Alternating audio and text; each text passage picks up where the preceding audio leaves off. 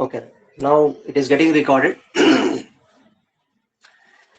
In the last class, we have discussed about the types of speed. In types of speed, we have discussed about instantaneous speed and also average speed. In average speed, we have discussed some cases, few cases which were very, very important.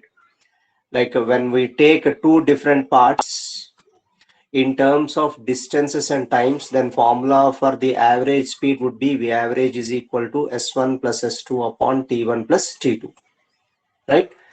And is in the same way, if I have given n number of distances in n time intervals, then the formula for average speed would be V average is equal to S1 plus S2 plus S3 plus so on. S1 plus S2 V average would be S1 plus S2 plus S3 plus so on plus Sn upon T1 plus T2 plus T3 plus so on plus Tn. This is the formula that we have written. When there are n different displacements, right, and in n time intervals, and their corresponding time intervals are T1, T2, T3, so on, Tn, then the formula to find out average speed would be, this is the formula. But if I have given the speeds and the times instead of distances, then this formula would rather change, right? Why it will change? Because I did not give you in the data about distances. I have given in the data that I have given you the speeds and the times. Then this formula would change like this.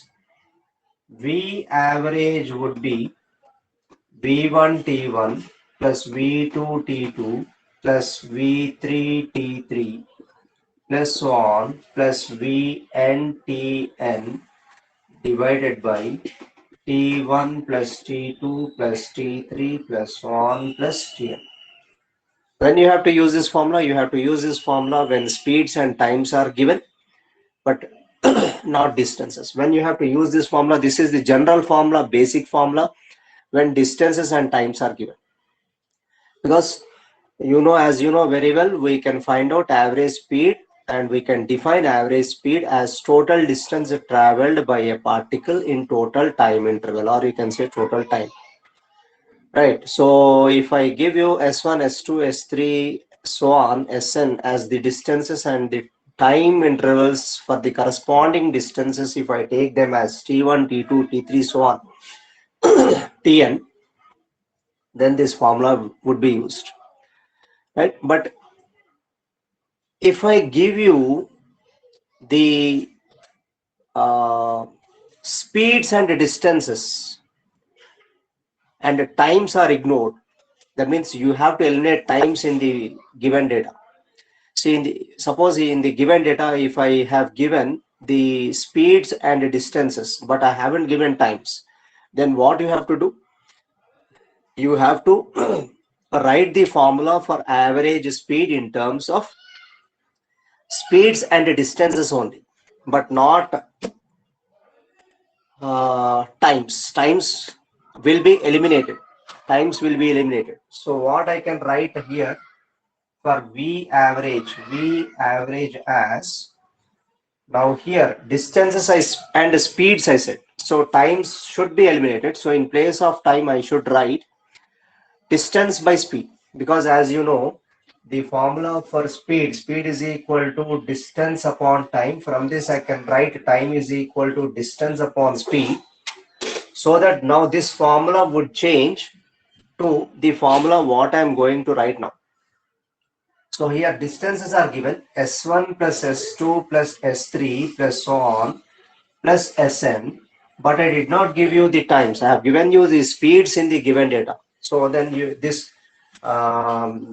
formula gets simplified into, in place of T1 I can write S1 by V1 plus in place of T2 I can write S2 by V2 plus similarly S3 upon V3 plus so on plus Sn upon Vn. This is the formula that you are going to use to find out the average speed when distances and speeds are given. Okay, Nana? Distances and speeds are given, use this formula. But In the exam, you will get mostly up to a maximum of 3 parts. Maximum of 3 parts. 3 parts in the sense S1 plus S2 plus S3 divided by S1 upon V1 plus S2 upon V2 plus S3 upon V3. That's it. Not more than 3 parts. Generally, in competitive exams, they'll ask only up to 3 parts, right? I mean, 3 different distances with the three corresponding speeds V1, V2, and V3. And whenever 3 speeds and 3 times are given, use this formula V1 T1 plus V2 T2 upon T1 plus T2 plus T3 if 3 parts are given. V1 T1 plus V2 T2 plus V3 T3 divided by T1 plus T2 plus T3. When 3 distances and 3 times are given, use the general formula V average is equal to S1 plus S2 plus S3 upon T1 plus T2 plus T3. Depending upon the scenario, you have to make a habit of using the formula. Formula ni eppudu etla use cheyalo meeru decide cheyalo. I mean, you should be able to understand. Right? When distances and times are given, use this formula. When speeds and times are given, use this formula. When speeds and distances are given, use this formula. Speeds and distances are given, use this formula. Right? Now let's discuss about what you call the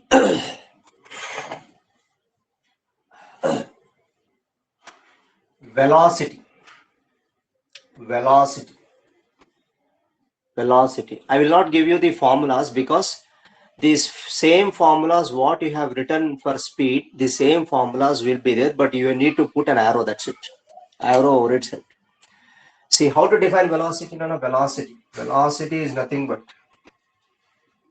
velocity V bar, because velocity is a vector quantity. So you have to put an arrow over the symbol of velocity. It is a vector quantity. It can be defined as displacement upon time. I can use S bar by T. I can use the symbol S bar, no, S bar by T. S bar is nothing but a displacement, because displacement is a vector quantity which has both magnitude as well as direction. So velocity is also a vector quantity which has both magnitude as well as direction. I'm sorry. So velocity V bar is equal to S bar by T, right? So similarly, like as we have discussed the types of speed in case of speed, similarly we have types of velocity. Like first one, types of velocity.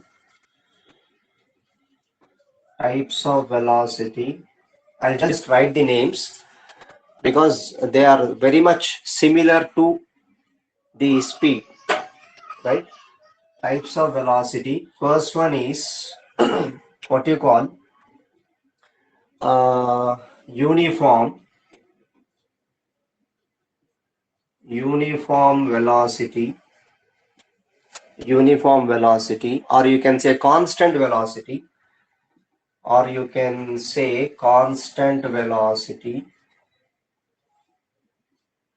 What is the first type of speed that we have taken? First type of speed is nothing but uniform speed. In the same way, for velocity also, first type that what we'll write is uniform velocity, right? Second type is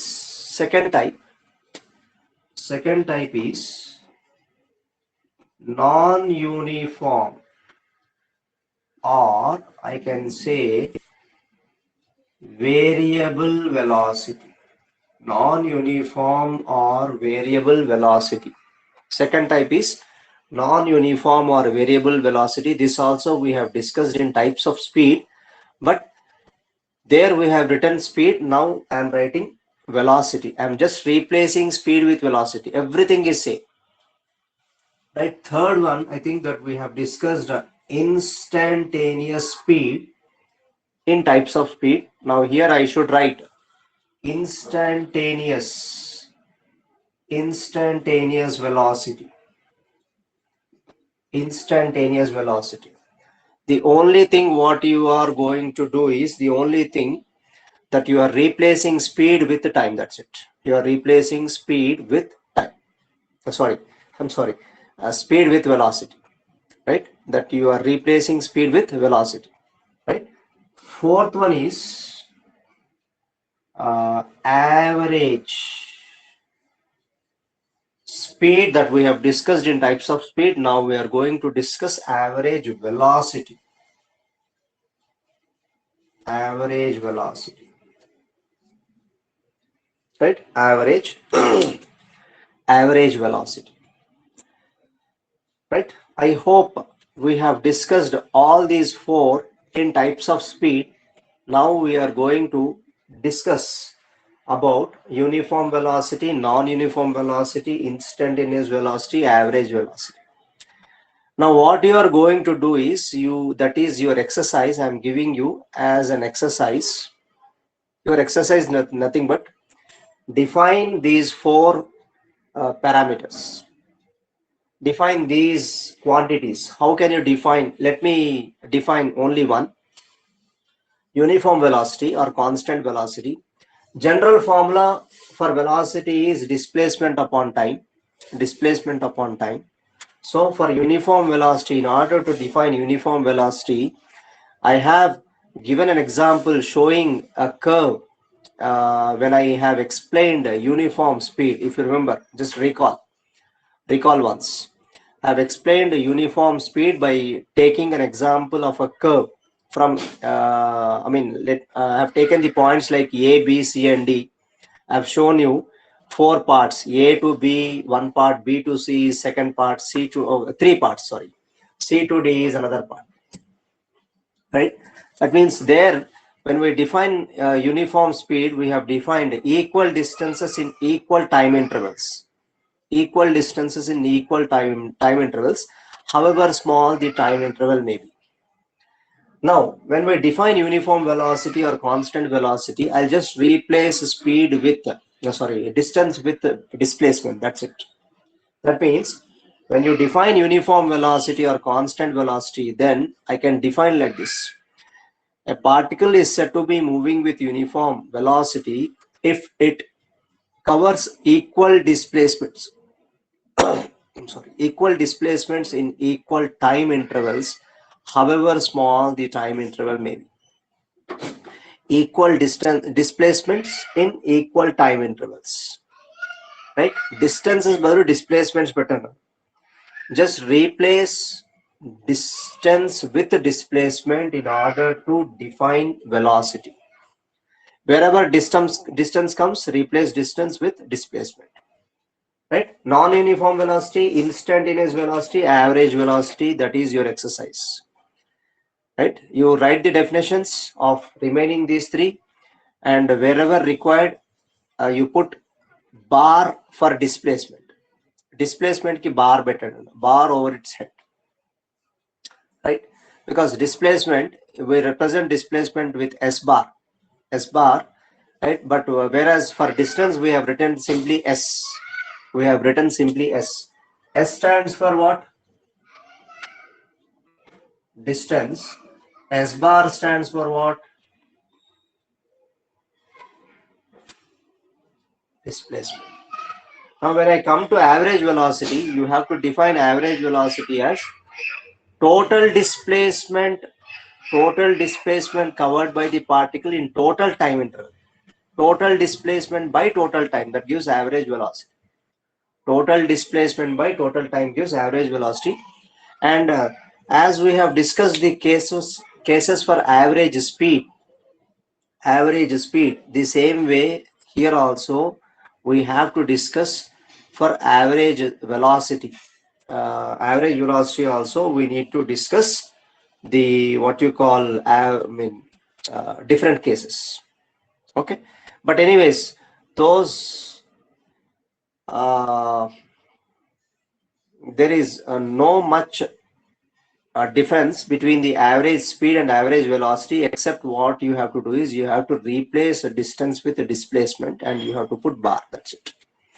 And for example, if I consider two parts, then you are going to write average velocity as S1 bar plus S2 bar by T1 plus T2. if I give you two parts, considering two different displacements in two different time intervals, then formula for average velocity would be S1 bar plus S2 bar by T1 plus T2. Okay, Rana? Right? If I give you three parts, and if I give you displacements and times, and if I ask you to find out the average velocity, then the answer would be S1 bar plus S2 bar plus S3 bar divided by T1 plus T2 plus T3. Fine. But if I give you velocities and times instead of displacements, and if I ask you to find out the average velocity for three parts, if I ask you to find out the average velocity for three parts, then what would be the formula in terms of velocity and time? Formula would be same. V average bar is equal to what we are going to put is bar over its head, because it is a vector quantity. V1 bar into T1 plus V2 bar into T2 plus V3 bar into T3 upon V1 plus T1 plus T2 plus T3. Just hold on. Non-uniform. Yeah. Yeah. Right. Same way you have to write. That is your exercise. You do this. You try to complete all these four. Write down definitions, right? And also write down the cases for average velocity that I have explained in the last session for average speed. Okay. Now let me go to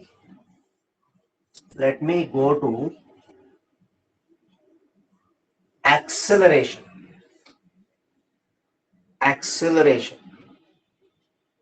Right. Let me go to acceleration.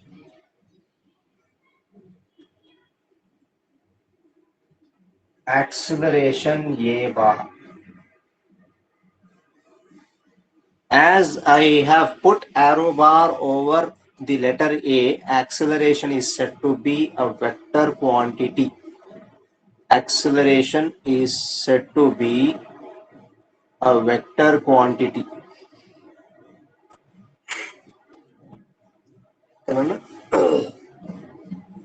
Acceleration is said to be a vector quantity.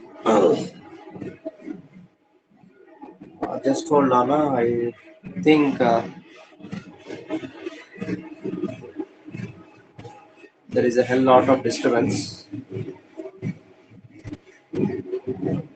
Yeah, anyways. Okay, acceleration A bar. It is nothing but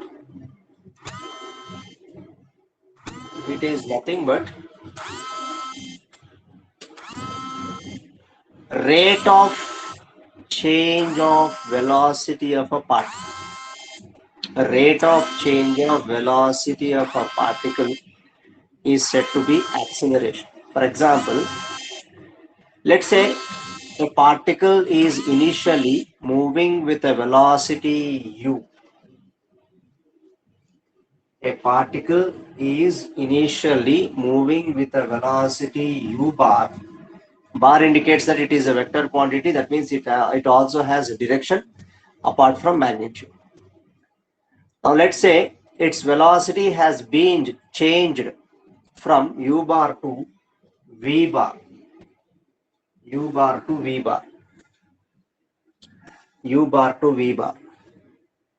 Right? So velocity has been changed from u bar to v bar, and this change happened in a time interval, let's say delta t.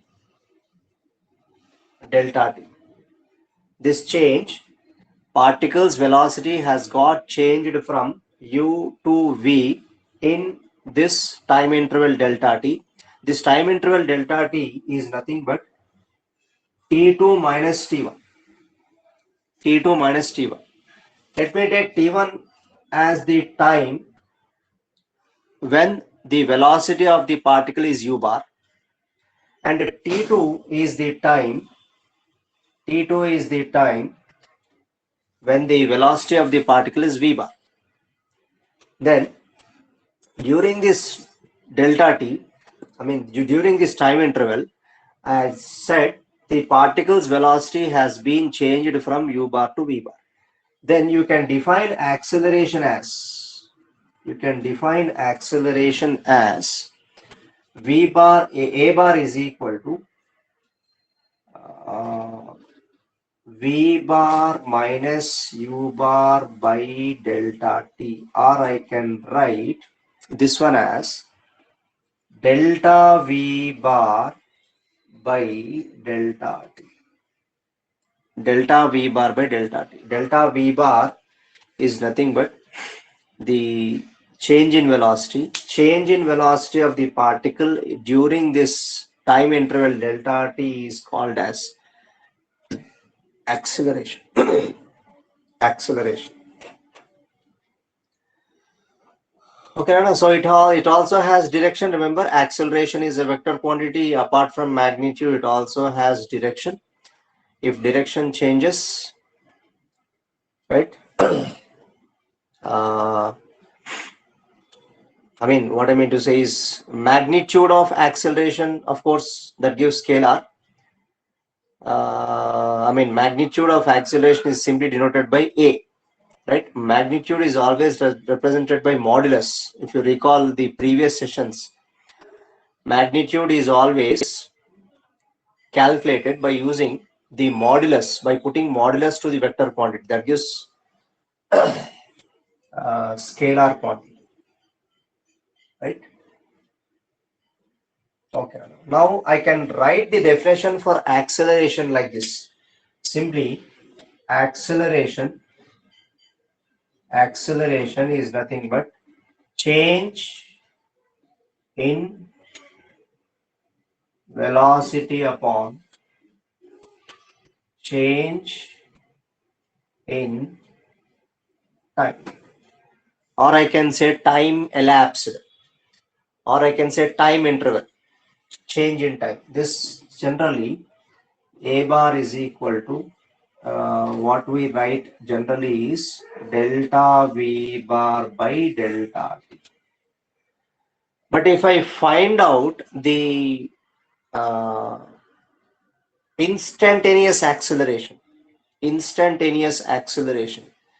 that means during that particular instant of time, what is the change in velocity of that particle? If I find, then I will get instantaneous acceleration. Instantaneous acceleration is defined as the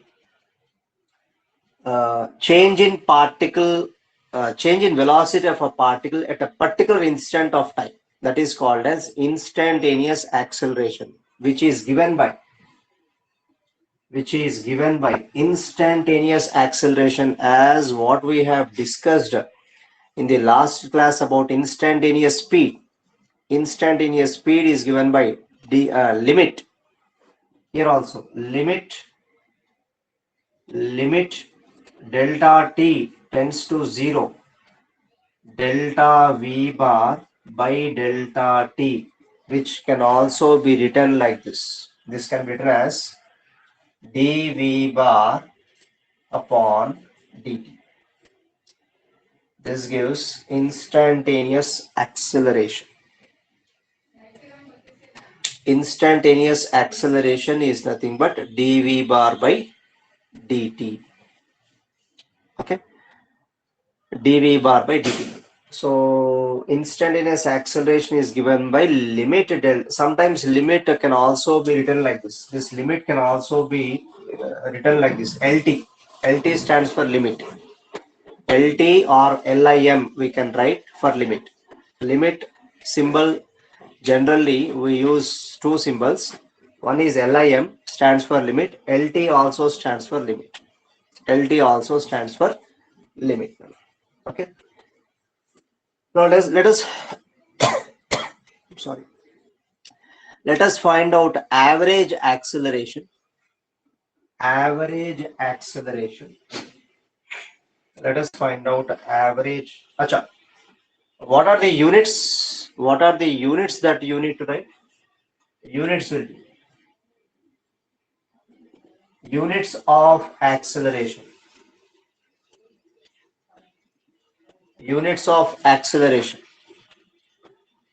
right? As the formula says, change in velocity of the particle by time. Change in velocity. What are the units that you have written for velocity? A is nothing but dv by dt. Change in velocity or velocity. What are the units of velocity in SI system? Meter per second. So meter per second, which gives meter per second square. Meter per second square in SI, or I can say MKS system. SI system or MKS system. Right? If I ask you the unit of acceleration in CGS system, unit of velocity in CGS system is centimeter per second, which gives centimeter per second square. So I can write centimeter per second square is the unit of acceleration in CGS system. Centimeter per second square is the unit of acceleration in CGS system. Whereas foot per second square is the unit of acceleration in FPS system.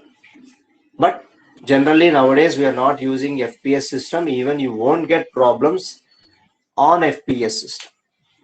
We use generally SI system or CGS system. Depends. Right? Okay. These are the units. Now let me go to average acceleration. Average acceleration is nothing but average acceleration. Average acceleration. Right? Okay. Now let me consider a particle.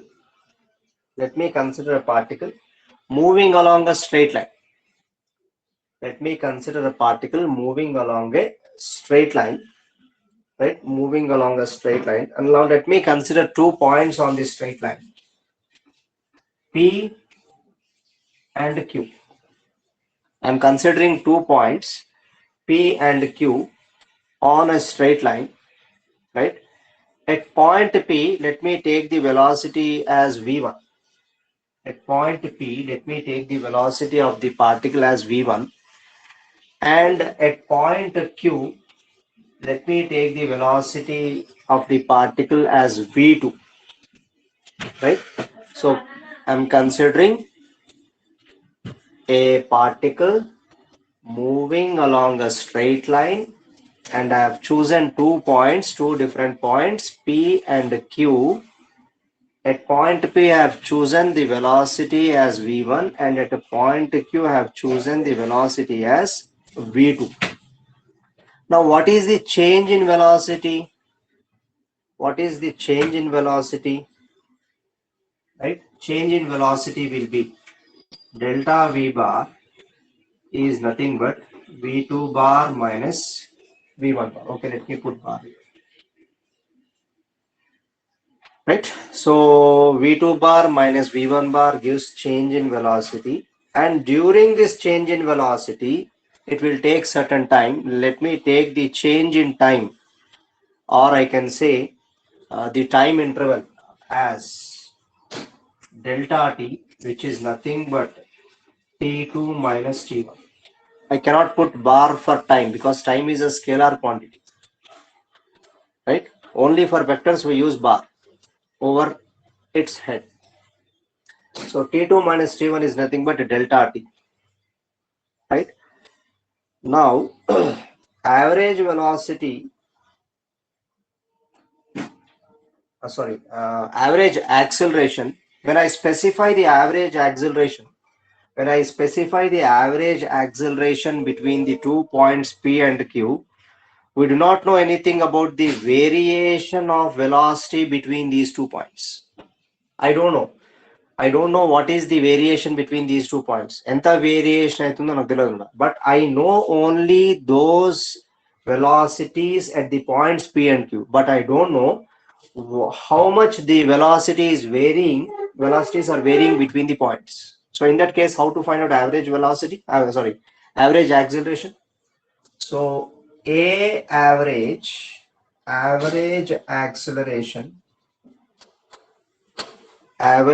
acceleration is given by same delta V bar by delta T. But what is this delta V represents? What is this delta V represents? Delta V represents what? The change in velocity between these 2 points P and Q.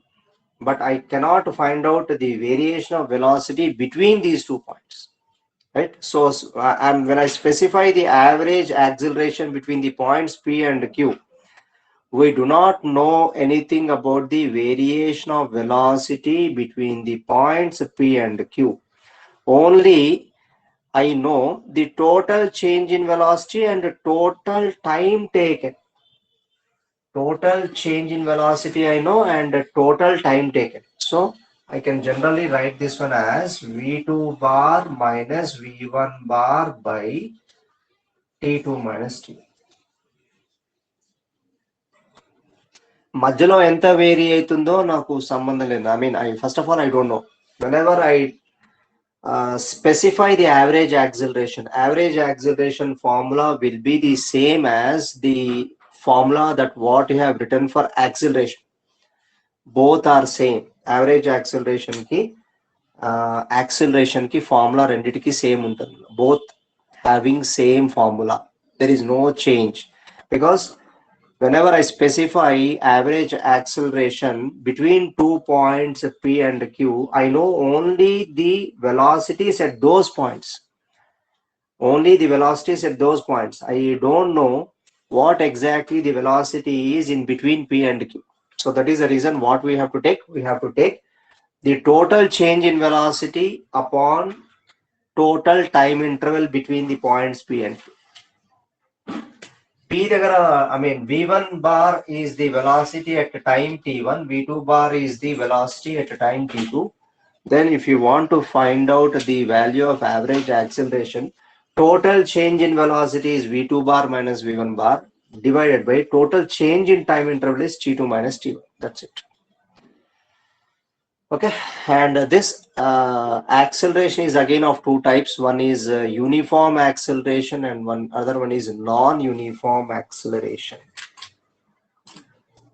Other type of accelerations, right? Types of acceleration we can classify again as instantaneous acceleration, right? Uniform acceleration and non-uniform acceleration. Uniform acceleration and non-uniform acceleration. That also we'll discuss. Uniform acceleration and what is meant by uniform acceleration? First of all, what is the formula that you have written for acceleration? Acceleration is nothing but change in velocity upon time interval, right? So uniform, when can you say that this acceleration is uniform? When can you say that this acceleration is uniform? Uniform ga eppudu vastadi manaki? Whenever there is a change in velocity, change in velocities are equal at equal time intervals. Just like how we have defined uniform speed and uniform velocity, just recall. When we define uniform speed, we said uniform speed when we define, then we said there like equal distances covered by a particle in equal time intervals. When I define uniform velocity, there I said equal displacements covered by a particle in equal time intervals. Now, how to define uniform acceleration? Uniform acceleration can be defined as equal changes in velocities of a particle in equal time intervals. That is called as uniform acceleration. So whenever I say uniform, I can say that equal changes in velocity in equal time intervals. In equal time intervals. This is nothing but uniform acceleration. Uniform acceleration is nothing but equal changes in velocity in equal time intervals, however small the time interval may be. And what about non-uniform acceleration? Non-uniform acceleration is nothing but unequal changes in velocities of a particle in equal time intervals, or equal changes in velocities of a particle in unequal time intervals. I can say non-uniform or variable acceleration. Non-uniform or variable acceleration is nothing but, it can be defined like this. It can be defined in two ways, like equal changes in velocity of a particle in unequal time intervals. In unequal time intervals, or I can say unequal changes in velocities in equal time intervals, or unequal changes in velocity in equal time intervals. Both are same. I have shown you how to define non-uniform speed, right? I have shown you by taking a curve, right? Different distances in equal time intervals, or I mean unequal distances in equal time intervals, or I can say equal distances in unequal time intervals. Then that is said to be a particle is said to be moving with non-uniform or variable speed. Here, change in velocity. So changes in velocity should be unequal. I mean, velocity should be unequal. Equal changes in velocity in equal time intervals, I can say, or the other way I can define like this: equal changes in velocity, or unequal changes in velocity in equal time intervals. That is also called as non-uniform or variable acceleration. But in this lesson, we'll discuss only about a uniform acceleration. Right? In this lesson, we'll discuss only about uniform acceleration. Now, these are the basic fundas, or I can say basic formulas that you have already learnt in your lower classes as well, about acceleration, uniform acceleration, non-uniform acceleration, like in 9th class, I hope. But anyways, this is just like a revision for you. Right, so anyways, we need to discuss about the graphs, which are very, very important. Graphs are very, very important. Let us discuss about the graphs one by one. I'll show you 4 magical graphs, but before, okay, yeah, let me show you 4 magical graphs. First of all, for all questions, whatever the question you come across, these are the 4 magical graphs that I'm going to show you. Graphs. Let me show you the graphs. Right. So let me show you the graphs now, which are very, very important to learn. I'll show you 4, I can say, magical graphs for any type of question. For any type of question. 4 magical graphs for any type of question. What are those 4 magical types of graphs? Let us discuss one by one. But before going to explain these graphs, you need to understand about how to find the slope and how to find out area under the curve. Okay, let us discuss one by one. Let me first of all show you 4 magical graphs. what are the four magical graphs? First one is, let me take x-axis, y-axis, x-axis and y-axis. And suppose if I get a graph like this, if I get a graph which is a straight line parallel to x-axis, then in this case, if I ask you, what is the slope of the graph? Below this, let me write, slope of the graph is 0. Slope of the graph is 0. Slope of the graph is 0. I can say 0. Right? But in order to understand the slope, let me come to the slope again. But let me show you first of all 4 magical graphs which are very, very important. Try to understand. Then we can, I'll explain how to find out slope. Yeah, anyways, you have learned in 10th or 9th about slopes in mathematics. But still, I just wanted to revise again. But remember, first of all, before going to slope and area, let me show you the 4 magical graphs which I'm going to draw. Right? For this, remember, slope is equal to 0. There is no slope at all. Slope in the sense, మీకు తెలుగులో ఏమంటున్నా slope అంటే ఏంటన్నా slope అంటే ఇట్లా ఉండాలి inclined ఉండాలి inclined if it is level, if it is in the same level, then I can say that slope is 0. Slope is 0. It should be inclined like this or inclined like this, then you can find out slope. If it is not inclined, if it is horizontal, then I can say that slope is said to be 0 in this case, right? So in this case, slope is 0. Remember, for any type of question, these are the 4 magical graphs that you have to remember. Whether you are from MPC or BIPC, these are the 4 magical graphs. Now let me show you second graph. Second graph will be like this. X-axis, y-axis, origin. And if I get a graph like this,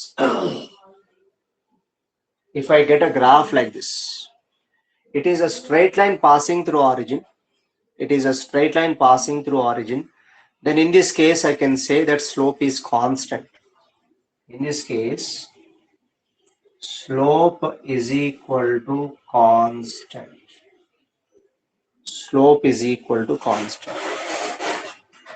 In the first case, slope is equal to 0.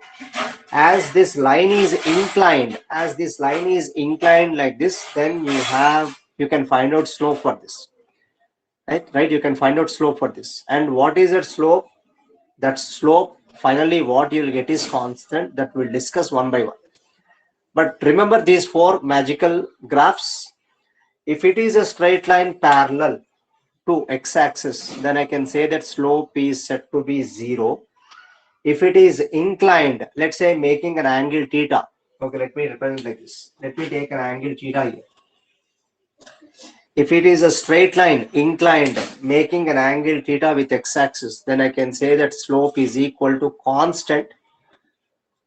Let me show you third and fourth graphs. Very important, very, very important. Let me erase this. Third and fourth graphs. Let me show you third graph first. Third graph will be like this. X-axis, y-axis, origin. Right? And if I get a graph like this, I got a curve. Right? Now here I can say that slope is increasing. Let us discuss one by one, don't worry. But for time being, I am showing you 4 magical graphs. Right? So here I can say that slope is increasing.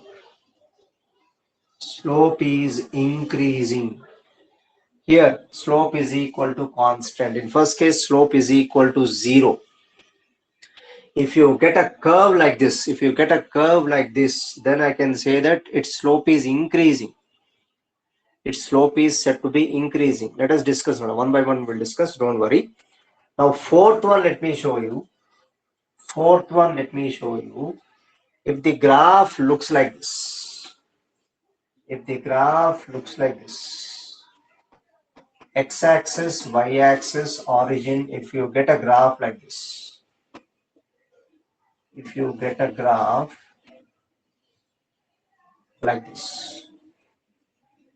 then I can say that for this graph, slope is decreasing. For this graph, slope is decreasing.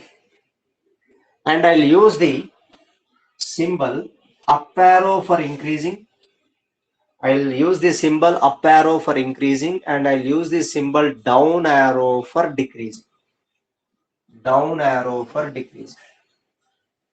Up arrow I'm using for increasing, and down arrow I'm using for decreasing. Okay, Nana? So increasing slope of the graph looks like this. Decreasing slope of the graph looks like this. These are the 4 magical graphs that you have to understand. Let us go one by one in detail. First of all, before going to slopes, let us discuss about the area. How to find out area of the curve or line. Let us discuss one by one about the area. How to find out area of the graph or area of the curve, you can say, area of the line, you can say. Okay. So, these 4 Gurtupettukondi, 4 are very important, 4 magical graphs which are valid for each and every question when you come across the graphs. Okay. So let us discuss one by one.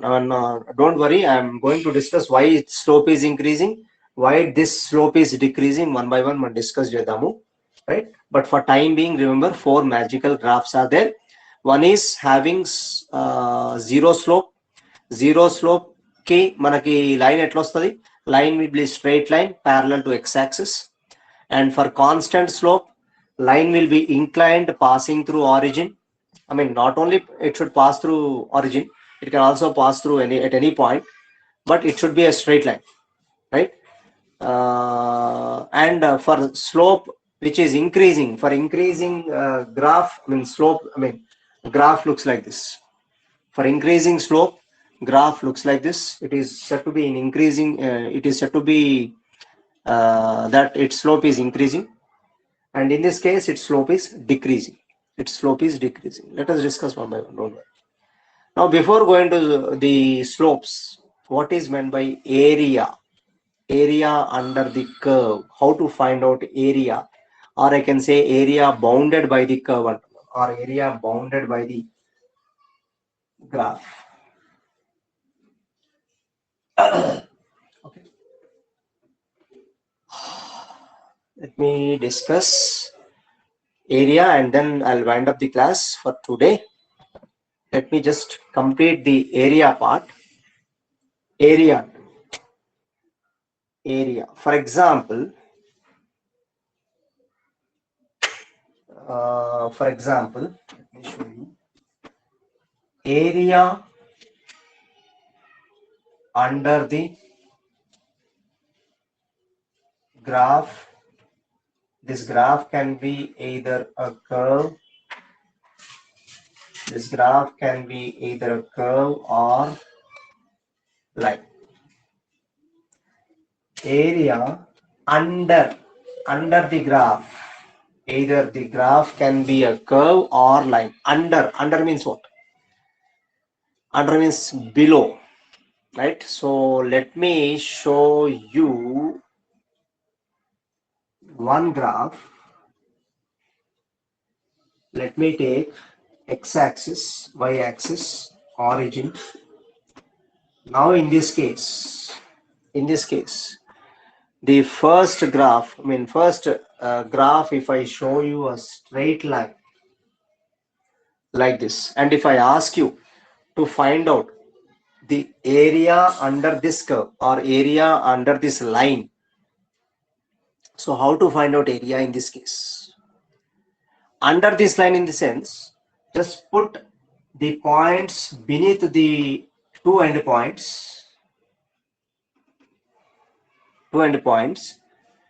and draw the shades within these endpoints. This gives area under the curve, or I can say area under the graph. Area under the graph. For example, if I give you an example so that you can understand much better. Okay, for example, if I give you like this, let's say, let me show you a graph, a line, and this is the shaded region. This is the shaded region. Let me take the point like here. Let me take what you call this one as, okay, x-axis I am taking in meters, y-axis also I am taking in meters. What does it mean? X-axis I have taken length, y-axis also I have taken length. Meter is the unit of length. Meter is the unit of length. Okay, let me wind up now. I mean, just let me finish off so that you can understand. Now, here, what is the point? I mean, here you need to take origin. Now, let me take here this point as 2 meters, and this point as 4 meters, and this point corresponding this point as 5 meters. 5 meters. If I ask you to find out area of under the curve, so what should be the answer? Area. Now, how is this figure looks like? This figure looks like a rectangle. Now, what is the formula you have for area of rectangle? Area of rectangle. Area will be is nothing but length into breadth. Length into breadth. Now, if I take this distance as length and this distance as breadth,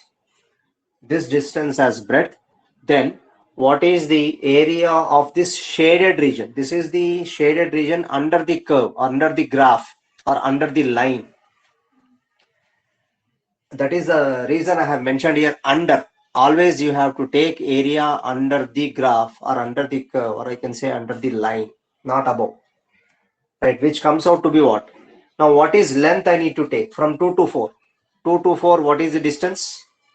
2 to 4 distance is 2 into what is this breadth? 5, which comes out to be 10 meters square. So this is how you can find out the area under the curve. Area under the curve. Now let me give you another scenario. Only one scenario I'll show you. Only one scenario, and let me wind up the class. Now, if the line is not parallel to x-axis, instead of like this, if I give you a graph which is like this, let's say, let me wind up, and only one x-axis, y-axis, origin. Now line is like this. This is second case. You remember slope? We said slope is constant in this case. Now I want to find out area under the curve. Under the curve means what? Under means what? Can I take area this side or this side? Under the curve means, now draw a line like this. Shade it. When you shade it, what happens? When you shade it, this shaded region gives what? This is a geometrical figure. This is a geometrical figure, which is nothing but triangle. Right? This is a triangle. This is a shaded region. This is shaded region of triangle. Now, if I ask you to find out area, If I ask you to find out area of this triangle, what is the formula that you need to write? What is the formula generally that you are going to write for area of triangle as? I want area of this shaded region. That means area of this triangle. Area under the curve. Let me write like this. Area under the curve is nothing but half into base into height. If I take this one as base and if I take this one as height, then formula would be half into base into height. This gives area under the curve. If it is a straight line, anyways, we got the shape as a triangle, so I could able to find out the area under the curve as half into base into height. The remaining next class we'll discuss tomorrow morning at 9 o'clock sharp, right? Be available. Okay, let me wind up the class for today. Thank you all. Thanks for your time. Bye bye. Take care.